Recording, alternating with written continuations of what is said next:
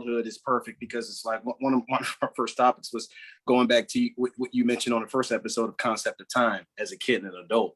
And it fits within that same crevice of sometimes it takes you being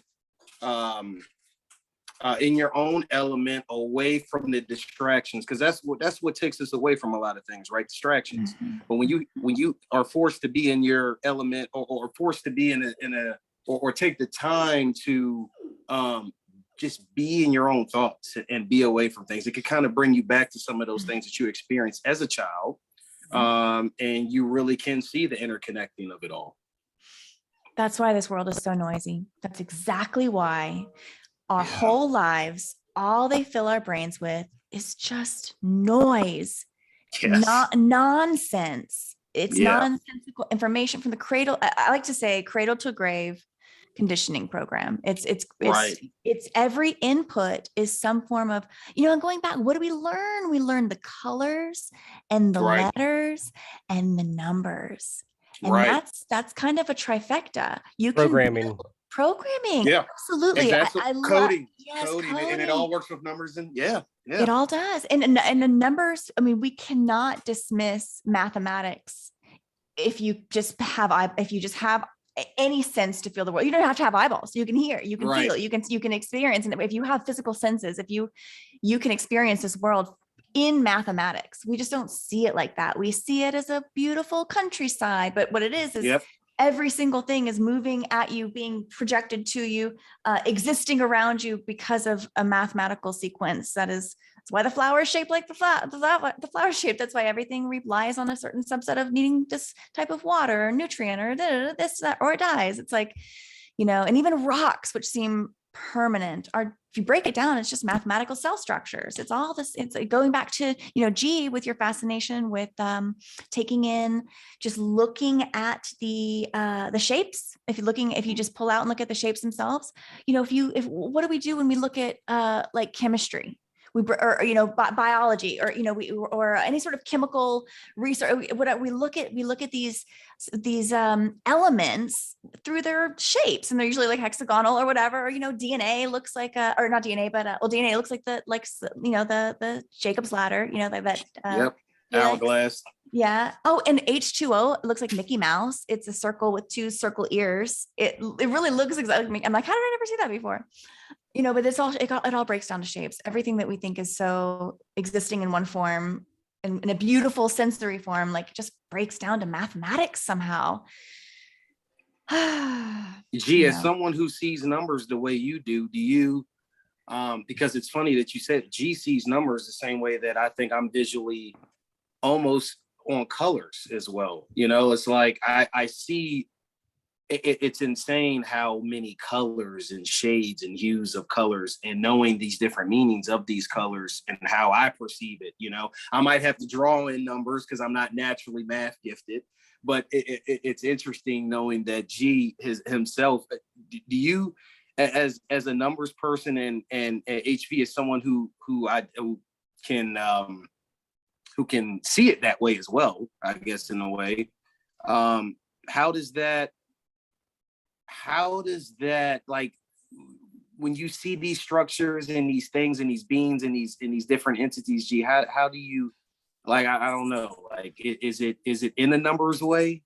I can talk about No, go ahead, HV. Go ahead. No, HV, you too. Yeah. I was going to talk about the colors because you had mentioned that too, G. I think colors are so fundamental, and they again, we're getting these huge packets of information, and we don't, like purple. I talk about purple. Purple is a really special color because it requires the visible light spectrum to bend around itself and connect in an unnatural way. And that is when purple is created.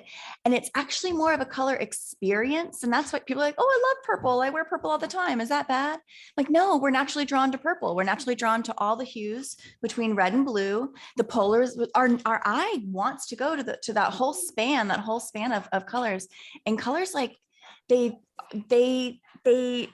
change our actual worldview. I mean, you can walk into a red room and all of a Right. sudden you can get the heebie-jeebies, or you can Right. feel like a very certain way, or depending on what that communicates to you. You can walk into a yellow room and feel physically ill. There's all these prison wall studies, about like what color is the best color for prison walls. And there was this whole study on maybe it was this Pepto-Bismol pink. It wasn't. It actually turned them way more violent. And it was like, it's horrible. Interesting study. And then they've settled pretty much unanimously on sky blue, which I think is kind of a little wink, wink that the prison walls are sky blue. Isn't it? Once again, I think there's coincidences. I always speak on them. It's so it's funny how these things always lead back to either that's a hell of a coincidence or well, this is actually a perfect spot to to bring math into it, because I didn't know how to answer what you were just trying to ask, but after HV just said what she said, I can apply math to what she just said. Mm-hmm. Randomness is a mathematical concept, and I mean, randomness and coincidence and chaos. Yeah. They're the same thing, basically. Yeah. I don't know that I really believe in randomness. I think it's a cop out. Ooh, I like that. Me either. Tell me more. What do you mean? My comment on coincidences was almost a laughing. It was almost a pun in a sense, because it's like there's too many coincidences. Like I said, it's either a perfect coincidence or what's really at play here, because you can't just continue to have these randomness, this random coincidence. And synchronicities increase as you come online, Yes, for sure. Yeah. No, I think the analogy that I would make, because I don't know how else to really explain how I think about this, but the analogy I would make is almost to like astrophysics, or somebody exploring space. And I mean, obviously space could be fake, but just to pretend it is real, right, just to go with the analogy. I think it's like randomness is almost like what we haven't discovered yet. So it would be like dark matter, right? Like what we understand about math would be like light, and then what we don't understand, we just call it dark matter, but it's really not. We just call it that because we don't get it, something we haven't experienced yet. Right. We don't. That's fascinating. So I feel like randomness is like to math what dark matter is to physics or astrophysics. That's an interesting way of putting it too, though. As a human being, what can we do to quantify that within ourselves? And I think that, like, what's the purpose of this? Why is, if everything is a psyop and all the structures are fake and blah, blah, blah, blah, blah, we go down that road, what's the point? And I think it's so that we all kind of live the same life and we don't question it. And we all essentially think the same thoughts. And even all the artists are still like trying to replicate the greats. And even if they do something unique, it's not necessarily truly unique. It's sometimes just a replication. And I think they want it like that. I think everyone, and I think actual, true, unique experiences and actions, words, behaviors by real folks, I think that doesn't happen as often as we would want and hope to think. Right. And so I think the idea of that as being dark matter is so cool, because it just hasn't been imagined yet. It's never existed yet.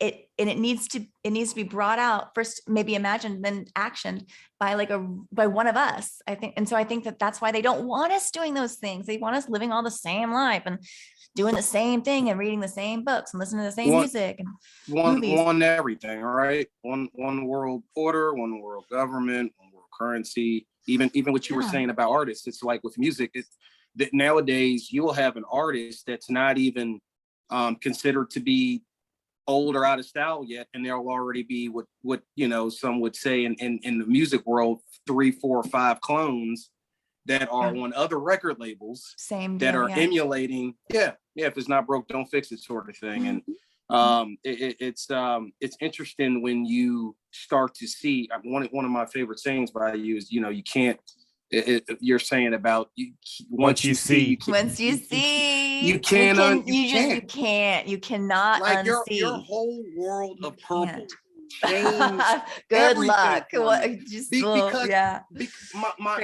My stage prior to that was not really on understanding the deep fake world and understanding what my eyes are seeing and where they were going with the deception of CGI, green screen, deep fake, all of the video editing. And shout out to Rambo. powers. Rambo Seek the Truth 101. He's amazing with all that CGI stuff.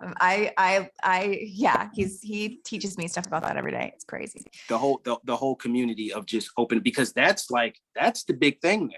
I mean, we at this point we know and understand the 9/11s, and we know and understand so many of these things that at the time no one could pick up on a regular LCD screen or analog television or digital television, whatever. You couldn't see it the same way you can see it now. We didn't have the eyes to see. And we didn't have the eyes to see the resolution. I also think, okay, people ask sometimes, they say, was it always this bad? Was it always this obvious? I get asked that quite a bit. And when I go back and look at all the historical stuff, yeah, it's always been, it all looks fake now. Like it really does. Yeah. And so I actually think that there is something, okay, we talked about optical illusions at the beginning, how simple lines and simple shadings, dimension, colors, our binocular system, our 2-eye system, what does that allow? It allows for depth. What does depth allow for? Illusion. So even the way we take in light, information, which is how we see, is set up to like deceive us in some way. And they even tell us like, our eyes take it in and it goes in our brain and it goes upside down and then we flip it back around. And then that we see, like we're told that that's what what does that even mean? Why would our brain do such an ineffective, why would our brain like do a 360 rollover? It doesn't make any sense. And so I think, they're always trying to make us not believe what really happens in our bodies. I think that that's like the name of the game always is like, they don't want us to really understand how we work. Yeah. And I really see that right now, but there's just something about our brain is so primed, not to find what is correct, but what has been programmed. And the logic board does not need to be true to be operative. The logic that you feed any machine like a logic-based algorithm, the logic can be flawed and the algorithm will still work. Like it doesn't render it true. I think that our logic is just flawed. I think the logic that our operating system as humanity, like this download system that we're getting, ultimately, if you take in all this information as like just a data packet download across the board, like just zeros and ones, what is it? And I think cumulatively and ultimately, it's like a reframing in our brain. They're trying to rewire our system so we accept unreality as reality. It's like X is Y, X is Y, X is Y, X is Y. It's like, no, it's not. No, it's not. And then once you see the purples, like there's just something that opens up with modern news representation. You just see it or modern media. You just start to see it everywhere. And you're like, why is I've never noticed this before, but like, why is purple just everywhere? Like every scene, why is this whole scene in purple? Like, why did I not pick up on that? And I think if like everything was maybe like green or yellow or something, or it was like red, because like the friend's apartment was purple and nobody noticed. The walls were purple and that show was on forever, but we didn't really notice it. It's very strange how, but I don't mean to cut you off, but you brought a thought up right there, because going back to what I was saying about at certain time frames, I don't think the screen technology was, and maybe I don't know, maybe it was, maybe we just hadn't elevated or evolved to be able to catch that. Great point. But even looking at certain screen quality, you can't see it. It looks so real coming from a traditional screen. Now, with the screen resolutions that we have now on MacBooks and iPhones and all of these new technological devices, once you see it, once you can start to pick up on those things, you can always see it. It's insane to me. I think you retweeted the other day something about this new thing, and you know how they like to introduce, they wing you onto something and they introduce it very slowly before they really blow it up to folks, and that's how we always a lot of times end up. And then we all want it. And and that new thing now was the mixed reality that they're introducing through the NFL games. The Carolina Panthers had a big one where they did the Panther on top of the stadium, and it's going through there. It looks like it's right there. It's just another example of things that we say when we see them in the news. Oh, there's no way that, or when we hear or see about them on social media. Oh, there's no way that could have happened or could be fake, or why would they do this or why would they do that? But they always find fun and innovative ways to put it right there in front of you. Wow. And they make it cool. They make it, cool and accepting, and you don't think twice about it. Oh, that's just a football game. That's the introduction to a team's, mascot, and it's a mixed reality, virtual reality sort of thing. But no one takes the time to say, what if we were to implement that same technology through news, or that same technology through wanting you to believe this or that or the third? And I don't see why that's so hard for some folks to wrap their mind around, because it's happening all the time right in front of us. That's such a good point. I think, it's, if you just become aware of it, you will begin to see that there's layers. This media is multi-layered. And sometimes, sometimes it's not always just CGI or sometimes sometimes you think something's just green screen, but it's actually full CGI. Like, it wasn't in front of a green screen. Like, everything in the scene is rendered. And we're not able to, we weren't able to observe stuff like this before. 50 years ago, we weren't able to, your stadium example is so cool, because advanced holography, I believe, has been around for a really, really, really long time, a lot longer. But we've always seen like a cartoon version. We've seen a version of holography through science fiction. We've seen it through cartoons. We've seen it through all sorts. And I think like one-to-one holography, where you can project something that looks like at the stadium with that cat going all around, I think those capabilities, like all advanced technology, always exists, and we just play with it as humans. I think it's always existed, and like we're just kind of introduced into this modern world and kind of Westworld style, but all the technologies already existed. The cat one, I'm so glad you brought that up, because I think that the cat example mirrored something that we actually did, what we thought was experiencing as real life. And I'm sorry, my dog is barking in the background. Oh, not a problem. I was getting too hot. She's like, "Mom, settle down. But she's like, I said cat. That's trigger word.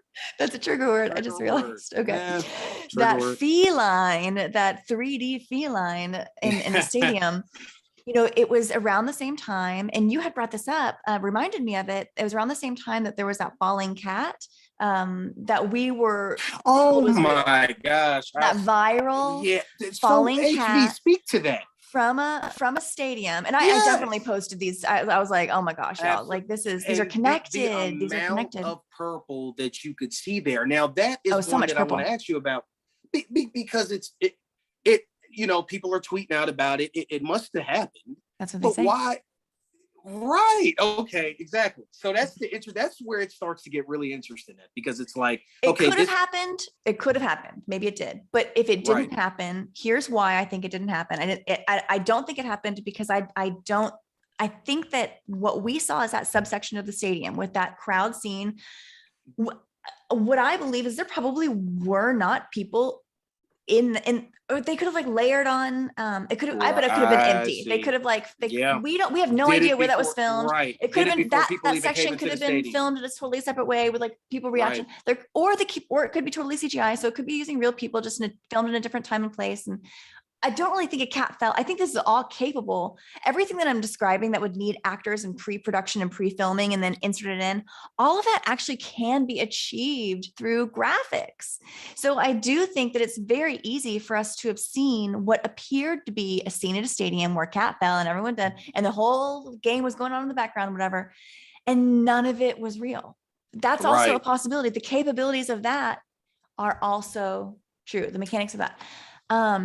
There's a lot of ways, like just like any magician, there are a lot of ways to pull off the same trick, a lot of tactics, Right. And, and you obviously look at it from an interesting perspective, because by career you work in digital graphics and stuff, right? Am I correct in that? I'm pretty familiar. For the past like 14 years, I've pretty much been in the world from color from all the print world where you're dealing with the CMYK version of color and you're learning color theory through that. I've also, of course, now, you know, the majority of it, but the digital world. And then, you know, you can take it as like information of like, okay, this one's RGB, this one's CMYK. And I never really questioned the mechanics of why, just as I just did it because that's what it was. I never questioned why one was one way and one was the other. And like, I got it, you know, screens did this, but never really understood how it really worked, but I had this kind of fundamental base knowledge, I'll say that. But once I woke up and as I was getting closer and closer to waking up, my understanding of color and my understanding of why things are this way and what makes up the colors on this mixing of reality and what makes up the colors on this mixing of non-reality, digital reality, and how that actually works in the brain, it became just like, it all kind of solidified when I woke. It really took till I learned about the purples, like I discovered the purples, it all kind of clicked with the color, but like the deception of how we are fed images. I really was more onto like how the imagery, you know, I was really more primed with like CGI and, so that was kind of like my awakening really to everything being fake. No, specifically to the What Woke Me Up was JonBenet. But that was kind of I started really fundamentally without connecting the colors still yet. I kind of woke up to this world of fake news, for lack of a better word. A lot of the trauma, including like the milk carton kids all the kids that were supposedly missing on milk cartons. These were all just fake faces. They were all fake faces. None of them were ever found because they didn't exist. You know, like and not intended to be found. Not intended to be found. You know, and people are like, oh, but the trafficking. I used to think that. I will say I used to definitely think that, like, oh, missing. You know, anyway, that none of the milk carton kids were found is because all of them were trafficked. I would have been there in a millisecond. Now I see it as that would have been a lot easier to pull off. It was just an advertising campaign, and this is an advertising campaign for fear. These are just graphics. These are just computer generated faces. That is also very easy to pull off. I don't think you need, because I don't think they really existed. Those 50 million, those missing kids on the cartons. Anyway, and there's one famous. The first one to actually set it off was this famous case named Eaton Pat, and he's and I've done a thread on him. I did a kind of mini JonBenet style thread on him, and coming to the conclusion that this child does not exist. This person does not exist.com. I mean, those things, I got introduced to all of those elements of my, what I like to call awakening. And we're all still, you know, on our journey in different phases. And when I came across your account, that was the next level, because I think it was very important, because that is the main, if they had a chart for what their importance of deception and manipulation is outside of politics and the typical propaganda, it would be how they can control what we see, the information we're getting through social media and on the screen. I mean, it's a big part of it. So the work that you've done for me personally, it just really hits home, because it focuses on what I feel is a very important aspect of what they're trying to control right now, and what the deep fakes, the screening. You said something a second ago. You touched on